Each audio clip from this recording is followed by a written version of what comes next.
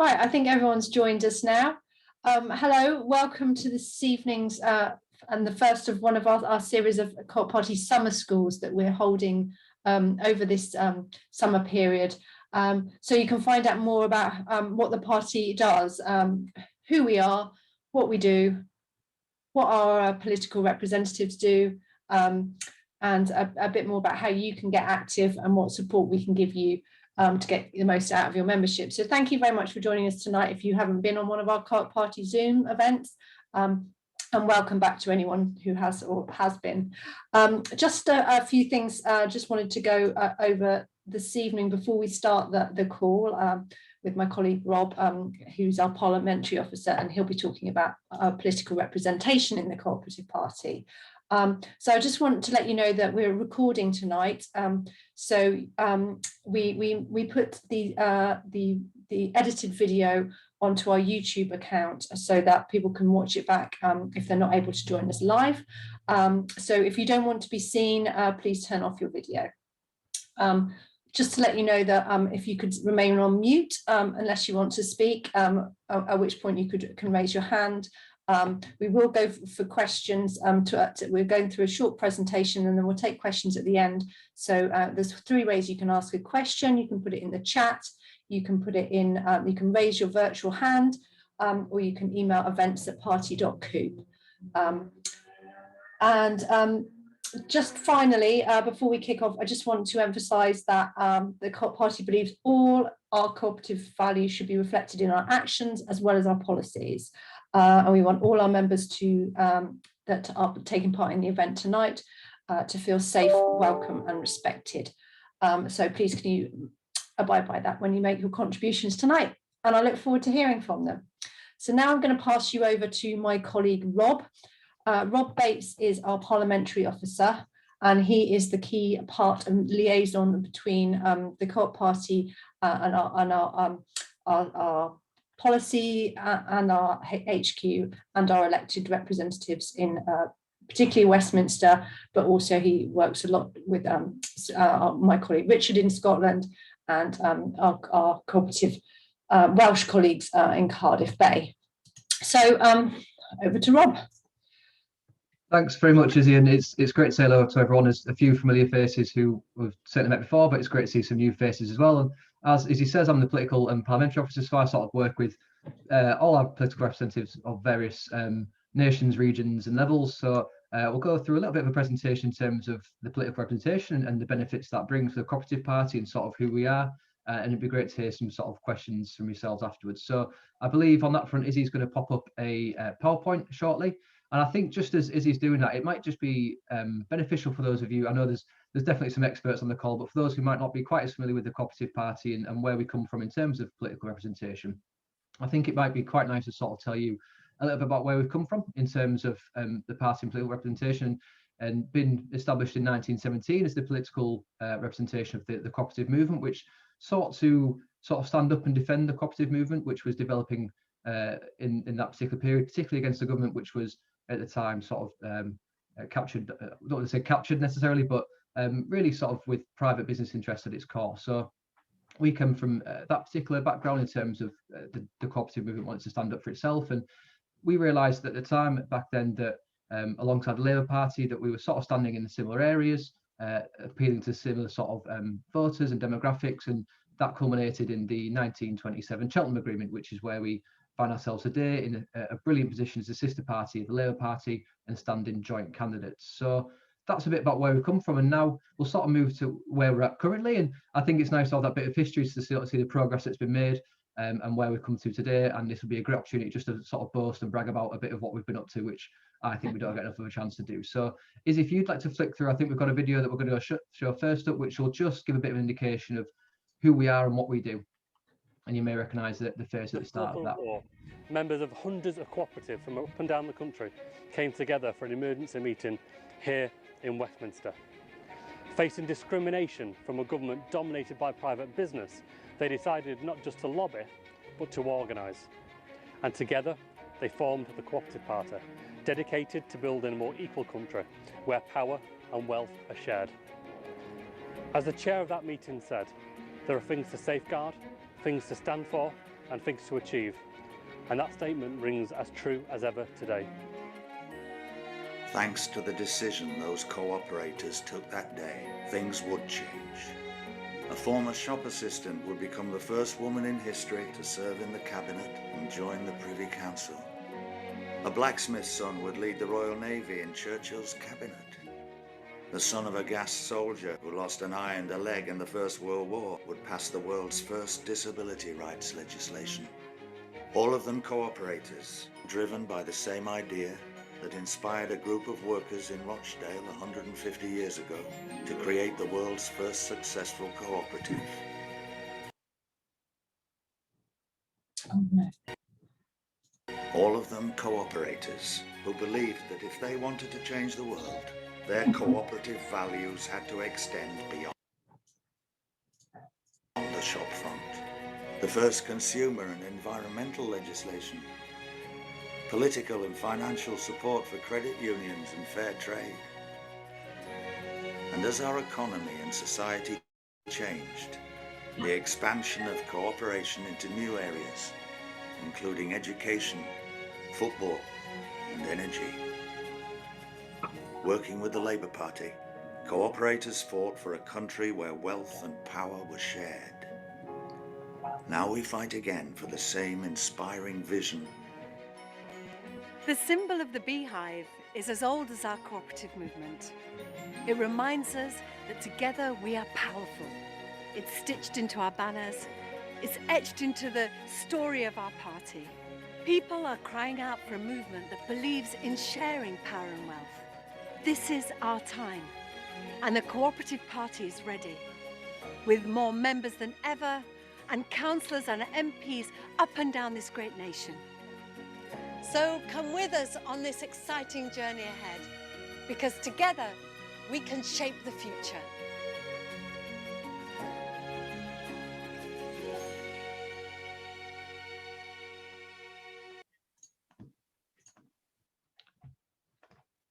Thanks very much, Izzy. I've just noticed for the first time there that I caught myself in that video, which I wasn't quite aware of previously, so that's always nice to see. But so for everyone, that's a bit of our background on our heritage and our history, and you'll start to see in there that the sort of the values that we espouse and have long sort of championed. And I think it's nice, an opportunity now to sort of run through how we put those into practice in the modern day as well. So just as a bit of sort of by way of introduction of our current political representation in Westminster, we've got 25 MPs. And a really good number in 16 peers in the House of Lords as well. That was recently 26 MPs until Tracy Braven, you saw in a video there, was recently elected the Mayor of West Yorkshire, which is fantastic news. In Holyrood, we've got 11 MSPs, and we'll come on to those, and our fantastic group in the Welsh Senedd as well, which we have 16 members of the Senedd in Cardiff Bay. We've got 7 PCCs, 5 Metro Mayors, a good number in London Assembly, and just under 1,000 councillors right across the country. So you'll really see the depth and where we've come from there to where we are now, right across the country at all levels. There's a real strong cooperative number of representatives there right throughout the country.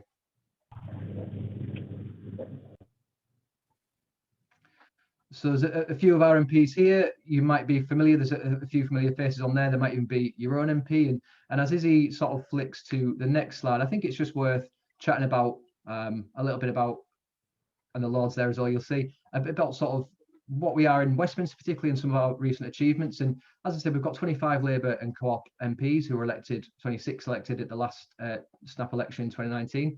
That makes us essentially the 4th largest party in Parliament.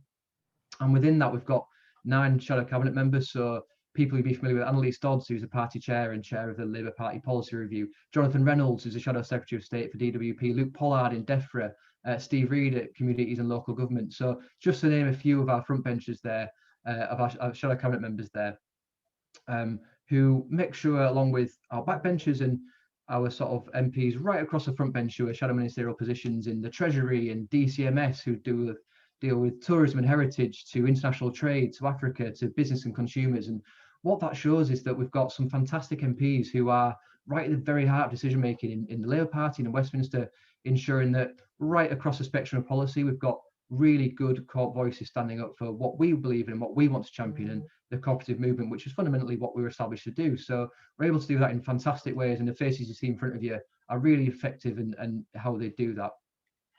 And I think it's perhaps an opportunity as well just to sort of give an indication of how that's been done recently. So you might have seen our campaign on protection of retail workers, for instance, which has been something we've been campaigning on really hard and matters hugely. And as Izzy's flicked there, you can see a few of our sort of recent campaigns as I talk to them slightly, and you'll see the protection of retail workers and how we've worked alongside trade unions, USDOT, for instance, and the co-op movement and the Labour front bench and Labour Party to really build that coalition together and bring forward action on the protection of retail workers to give retail workers greater protections against the violence, threats and abuse that mars their day-to-day life in work. And that's something which is really important to the cooperative movement. And recently we actually got a commitment through that work from the government to bring forward some amendments to the Police Crime Sentencing and Courts Bill when it goes through the House of Lords soon to address that issue. So you can see that working together, that coalition of the cooperative movement, the Labour Party, and with these MPs, that we can really achieve things and do some fantastic work. Now through international trade, for instance, you'll see or international development, our chair of our parliamentary group in Westminster, Preet Cogill, is the Shadow Secretary of State for International Development, and she's really led the calls against the cuts to the 0.7% aid budget, which speaks right to the very core of who we are as an internationalist cooperative movement. And we've been able again to really champion the case for international development and just what an impact a brilliant impact that can have at 0.7%, and just what a devastating impact it has when the government's decided to cut it. So from retail workers to international trade to fair tax to food justice, you know, those core issues that matter so much to us as a movement, we're really able to champion those through our MPs. There's a whole list of campaigns we've been working on recently there, and I think there might be some on the next page as well, Izzy. But there's plenty there that we've been working on, right from modern day, sort of as we are now, right the way through sort of the last Labour government, in fact. And you can see there some really pertinent issues, the championing of the credit movement, which is so important, and mutualism to our movement, right down to really relevant issues. The Euro's going at the minute, but we remember quite recently the issues with the European Super League, which was mooted and widely condemned.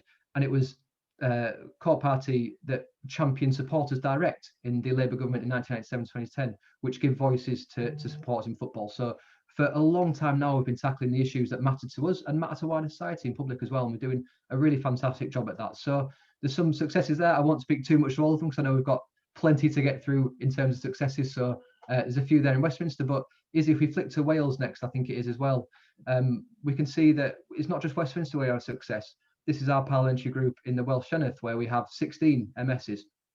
Now, that's effectively the joint second biggest party in the Welsh Senedd, which is fantastic. And once again, you can see that sort of spirit of cooperation goes right the way through the Labour Party in Wales and the Welsh Parliament, because we've got key members in key positions. There's been a Welsh government since a Welsh Labour government since the Senedd was established, and more recently we've had cooperators right at the very heart of that in really key cabinet positions. So Vaughan Gething, for instance, has recently been in health and now is covering the economy, and he's a cooperator right the way through policy-wise and economy. Again, we've got those key voices standing up for our movement and really championing the things that we want to stand up for.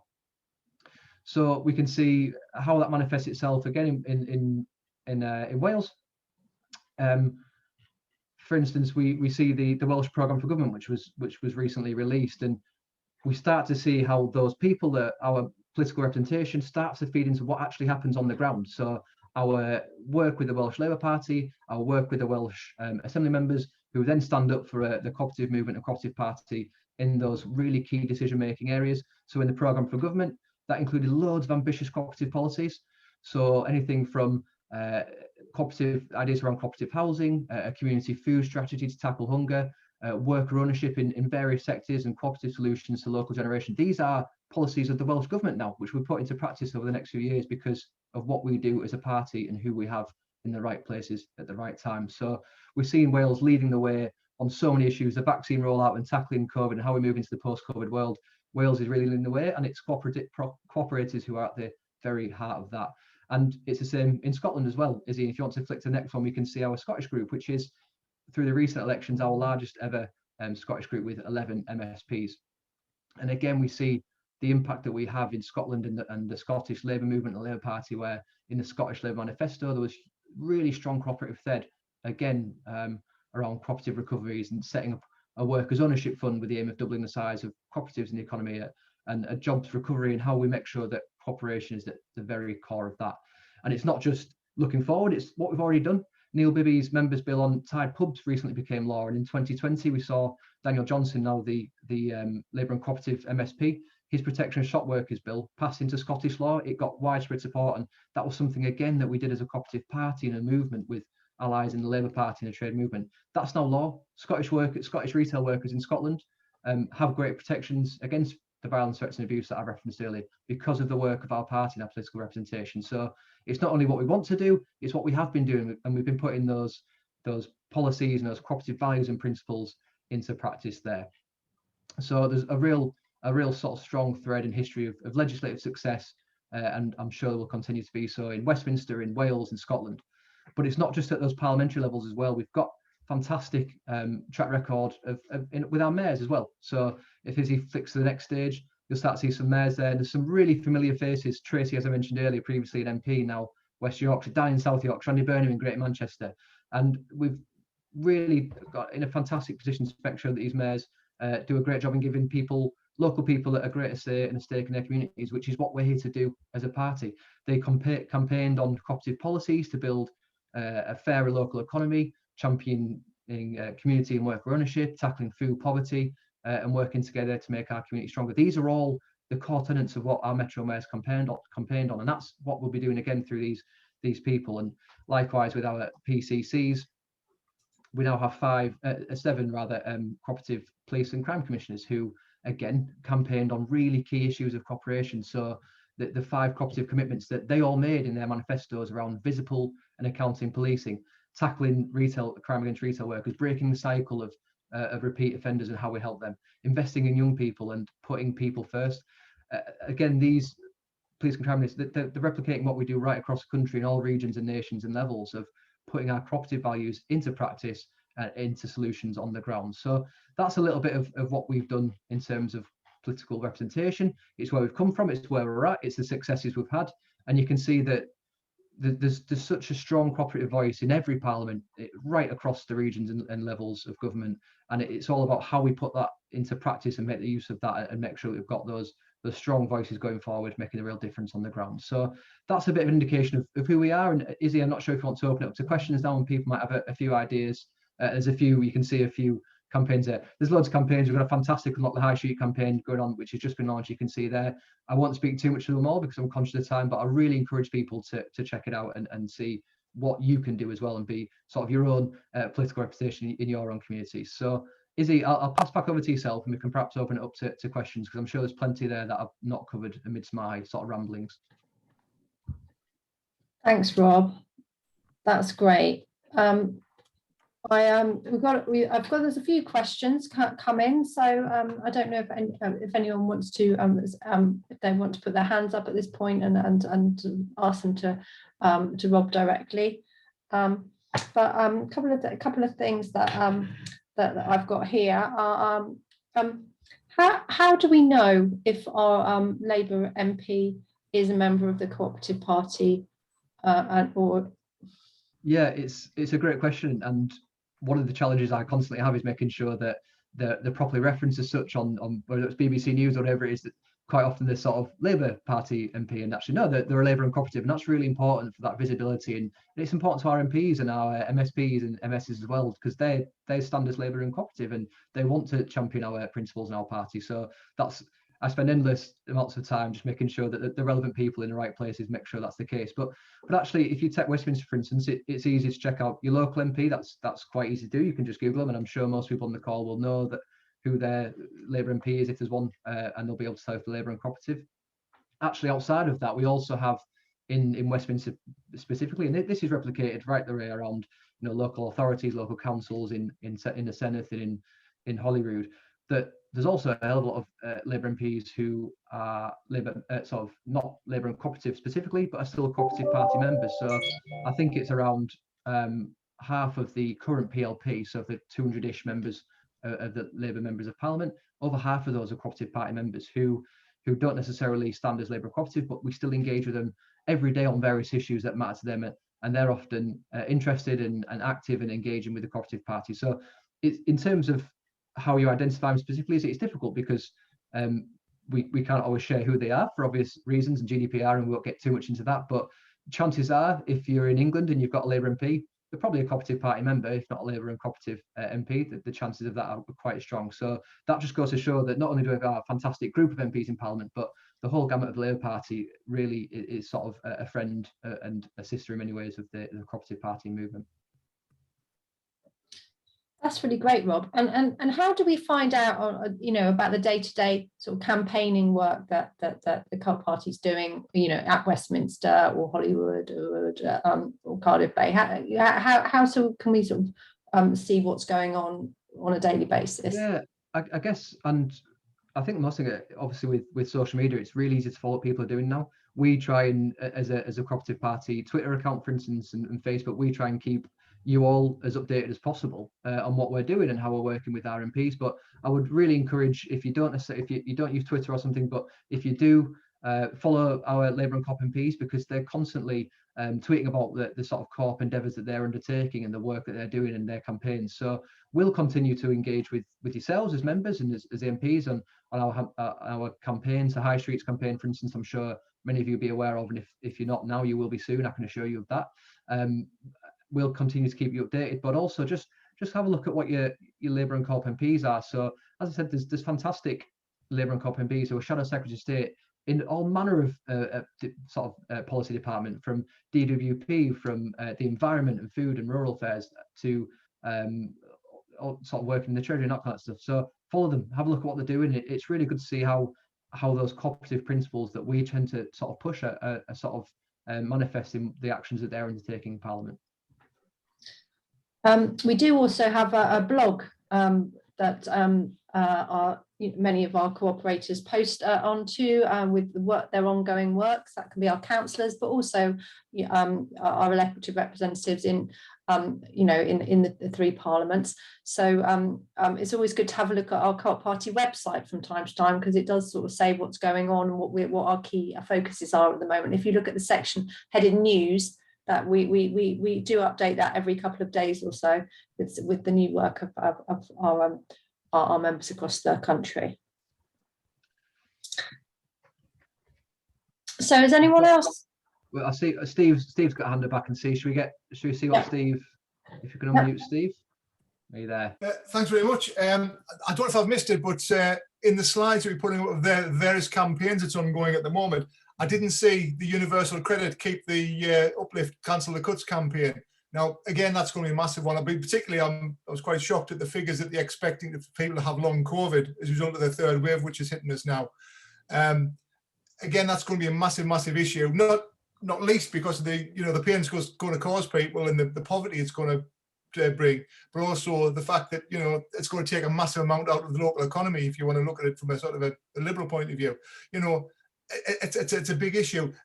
Is there a lead on that, or is that being taken from the Cooperative Party to use influence on the Labour Party to really oppose it strongly? Yeah, definitely, Steve. And you'll have seen, it sounds like you've been keeping up with it, that Johnny Reynolds, who's the Shadow Secretary of State for DWP, has been sort of leading in opposition of that. And Johnny is a Labour and COP MP who we're in constant contact in sort of showing our support. And that's obviously something which is a huge issue at the minute. And I think where that fits into, and one of the things that we've been looking at from, is in terms of our core campaign for food justice, which is one of the very founding principles of our party, of our movement, in fact, was to make sure that everyone has a good supply of food. Everyone who needs it, everyone gets it.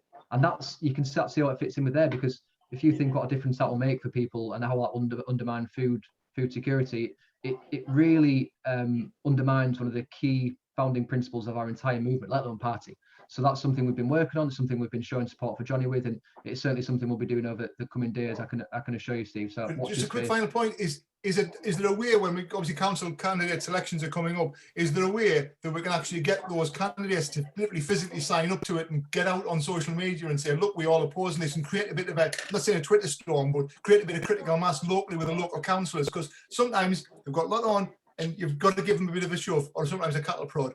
It really is that important. Is there anything as a cooperative council we can do just to get our people out to do that? Sorry for hogging it a little bit, but it is really important. No, you're quite right, and you bang on, it is. And I think that's one of those things that you sort of touch on, the fact that it's important to, while we talk about these political representations across Westminster, across these national governments, it's also, the activism, political representation, it starts at home in many ways, and you have got local councils and things who need to be aware of this. And it's one of those things that we can all do from home. We can all engage. We can all get in touch with our local MP, our local council, wherever it might be, and just sort of outline that, look, this is something that's massive. This is a huge thing, and it'll affect people. And as I say, it'll cut to the very core of why we were founded as a party. It'll undermine food justice, and that's just one angle. That's just undermining food justice, but it'll have a huge implication for people right across that. So that's one of those things, Steve, you bang on, and it's a case of getting on it locally as well, as much as it is. And you can rest assured we'll be supporting Johnny nationally, but one for local as well, definitely. May I ask a question, Rob? Yeah, fire away, Phil. Oh, good afternoon, everybody. I'm currently having a drink in a local pub here in Barnsley. I've got my earphones in, so I'm not disturbing people. I first joined the Labour Party back in 1984, and a friend of mine, who was a councillor in Leeds, she had introduced me to the cooperative movement. So I joined the cooperative movement as a member of the area committee before, well, they've all gone now. And then I was introduced to the cooperative party back 10 years ago. And what I'm trying to say is, how do we differentiate the cooperative movement, the shops and the stores and so forth? How do we differentiate between the retail side of the cooperative movement and the political side of the cooperative movement, i.e. the cooperative party? Yeah. And I haven't finished yet.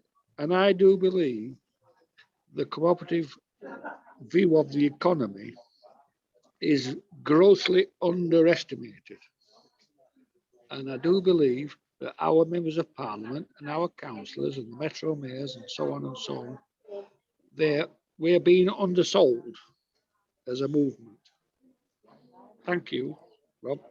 Thanks, Phil, and I hope you're enjoying the pub. In terms of the differentiation, it's important that we remark, and it's something we've not mentioned so far, and I guess it's perhaps, I'm conscious of the time, it's perhaps one for a different summer school in terms of where we come from as that one, the cooperative movement, in terms of, look, we still have really strong links, fantastic link. We're representative of the cooperative movement, and that includes the retail societies, it includes crop stores and retailers right across the country. So whilst it's important to differentiate the party and that kind of thing, it's also important to say that, look, we're a political reflection of these people, and that's what we're here to do, is to reflect the cooperative movement. So I think in that case, it's important to remember where we come from and who we're here to represent. And I think when you said we're sort of undersold, that's something I'm keen to address, Phil, and hopefully we'll be able to do that in Parliament. I can assure you it's what we do every day to try and make sure that we do champion our political solutions and ideals, because I think to the many challenges that we've had over a long time now, but particularly in the last 18 months or so, and as we look forward, particularly in the next sort of year to come longer, there's a lot we've got to offer in terms of the challenges we face, and it just won't do if we continue to undersold, because the cooperative movement, we've shown we're more resilient, we're more profitable, we're more we're a better way to do business, and I think that's going to be really key in the next few years. So to be undersold simply won't do, Phil, and I can assure you we won't rest easy while that's still the case in your eyes. Thanks, Rob. And we've got a question from Lucy Naylor in the chat, which she's a new parish councillor. Congratulations on that, Lucy. And she wants to do more to campaign to help her village recover locally. What does she do to get help and support as a councillor? Well, I can answer that one for you. If you go onto our website, we have something called a councillors hub. You will get access to that as a councillor. If there's any issues, could you email local@party.coop, and we can make sure that works properly for you. But all our resources are there. We have two people that support our local government work, Emma Hodden and Chantal Lee, and they will be able to come help you and come up with some ideas, things that you can do locally. So hopefully that helps. Our new High Streets campaign, which launched a couple of weeks ago, that's got some really good tips on things that you can do to help to bring life back into sort of your village or your local towns. So do have a look at that. It's all on our website if you go onto that party.coop. So this is just a short session, so we're coming towards the end of it. I'm just going, William, I've taken a note about your membership. We all, the party staff are all working from home still at the moment, so that it may be that we haven't had a chance to get in and print your card off and get the emails, the address off to you, because we have to get someone who has to go into the office to do that. But I'll make sure that that gets sorted as soon as I can.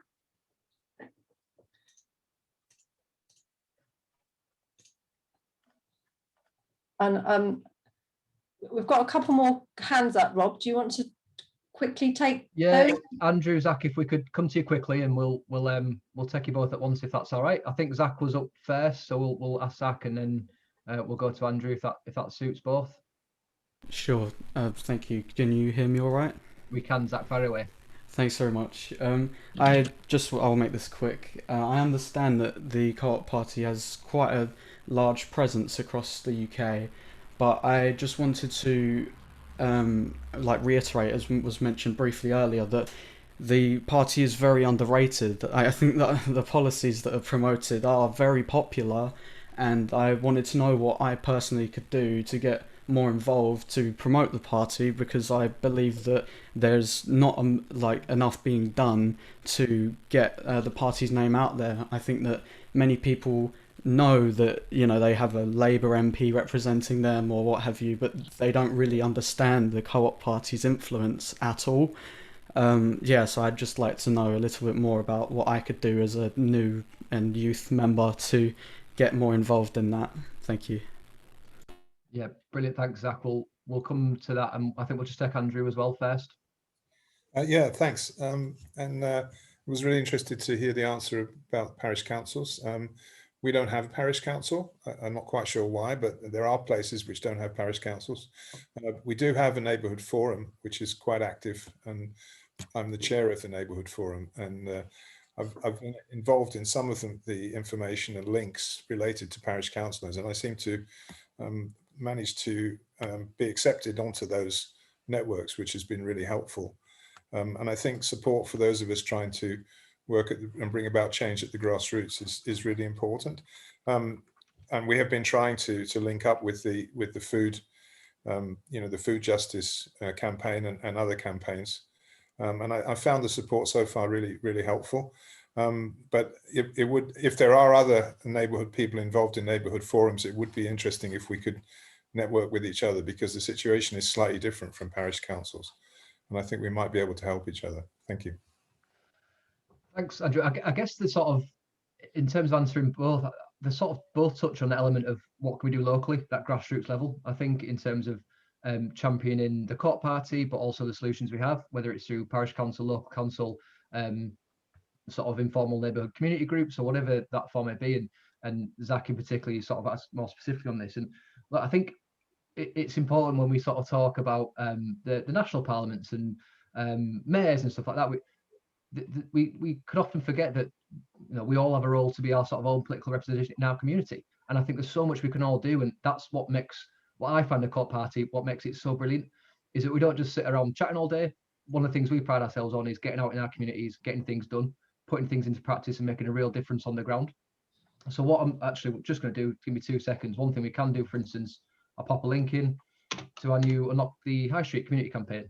So you can follow that. There's loads of things that you can do as Co-op Party members, as councillors, as you know, just popping onto your street with surveys, writing to your council. There's actions that we can all take, and that alone, and that just gives you just an indication of, with our campaigns, what you're able to do, where you can take these things, and just what a difference you're able to make in the ground. And as we do that, Zach, we'll say, look, this is what the Co-op Party can do. This is how we're different from everyone else, in that we make a real difference on the ground. We put our policies into practice, and we make a real difference in our community. So have a look at that link. There might be something you're able to do, but also check out all our campaigns, because there's so much there, and there's so much we can all do locally, with each other, by ourselves, wherever it may be. There's actions there to be taken, and things that we can do. And one of the things we do as a political party is sort of represent the movement, but we put our movement's values and principles into practice. So that's one way we can all do that locally as well. So I'll perhaps leave it on that as a sort of a call to action for everyone, and one way that we can all make a real difference in our communities. And there's a link there, but have a look on the website. There's loads of campaigns as well, and I'm sure there'll be plenty more to come on that front as well. Yeah, that's lovely. Thank you very much, Rob. And just to reiterate that, us here at Co-op Party staff are here to help. And if you've got any questions, do get in touch with us. The local at party.coop is for local government issues, but you can just go to party.coop and someone will come back to you within the next couple of days and you'll get an answer. So do make sure you do that. Anyway, so thank you very much for joining us tonight for kind of our short and sweet introduction to Co-op Party political representation. We are holding these on a weekly basis for the next month or so. And next week we're going to show a film, which is owned actually by the co-op, the actual co-op shop, and they're very kindly agreed to screen it for us, and that's on the Rochdale Pioneers, who so it's a bit of history, Co-op Party history on why the movement was founded. So hopefully you can join us next Wednesday. We didn't do this Wednesday because there's some football match happened last night or something. Yeah, so everyone was watching that. So anyway, thank you very much, everyone, and stay safe. Bye-bye. Thanks, everyone. Bye now.